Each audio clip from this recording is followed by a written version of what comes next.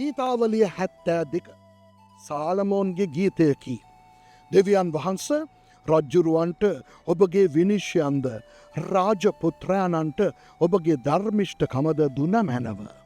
උන්වහන්සේ ඔබගේ සෙනග ධර්මිෂ්ඨකමින්ද ඔබගේ දුප්පතුන් යුක්තියෙන්ද විනිශ්්‍ය කරන්නේය.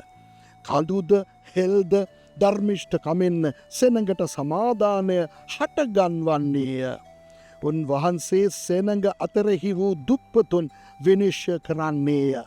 දිලිඳුන්ගේ දරුවන් ගලවන්නේය. පීඩා කරන්නා කැබලි කරන්නේය. ඔවුහු හිර සඳ පවතිනාතෙක් සියලු පරම්පරාවල ඔබට බයවන්නෝය. තනකොළ කැපූ කෙත් පිට වැස්සමෙන්ද බිම තෙමන වැසිවලාමෙන්ද උන්වහන්සේ පහළවන්නේය. උන්වහන්සේගේ දවස්වලදී ධර්මිෂ්ඨය සපලවන්නේය. සඳ නැතිවන තෙක්ම බොහෝ සමාධානයද වන්නේය.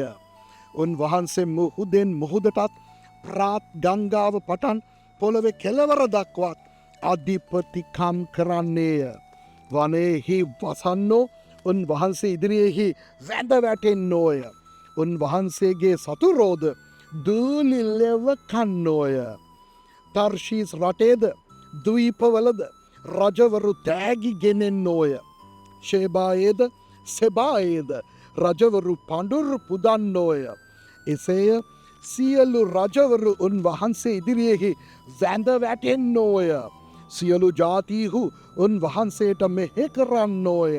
මක්නිසාද උන්වහන්සේ මොර්රගසන දිලින්දාද උපකාරකාරයෙක් නැති දුප්පතාද මුදාහරින්නේය.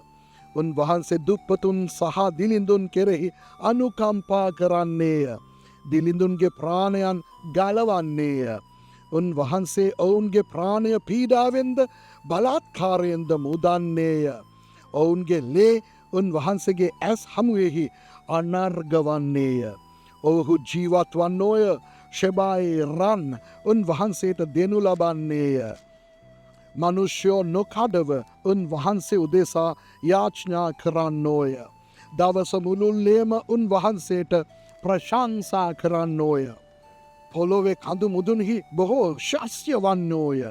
එහි කරල් ලෙබනෝන් මෙන් ලෙස දෙන්නේය. නුවර වැසියෝ පොළොවේ තෘණමෙන් සපලවන්නෝය. උන්වහන්සේගේ නාමය සදාකල් පවතින්නේය. හිරු පවත්නාතෙක් උන්වහන්සේගේ නාමය පවතින්නේය. මනුෂ්‍යෝ උන්වහන්සේ කරනකොටගෙන ආශීර්වාද ලබන්නෝය. සියලු ජාතිහු උන්වහන්සේ වාසනාවන්තයයි කියන්නෝය. ආශ්චර්ය කිරීමේ එකම කර්තෘ වූ ඉශ්‍රායල්ගේ දෙවි වූ ස්වාමි වූ දෙවියන් වහන්සේට ප්‍රශංසා වේවා. උන්වහන්සේගේ ශ්‍රීමත් නාමයට සදාකල් ප්‍රශංසා වේවා. මුළු පොළොව උන්වහන්සේගේ මහිමයෙන් පිවේවා. ආමෙන් ආමෙන්. යෙස්සේගේ පුත්‍ර වූ දාවිද්ගේ යාඥා නිමි. ආමෙන්.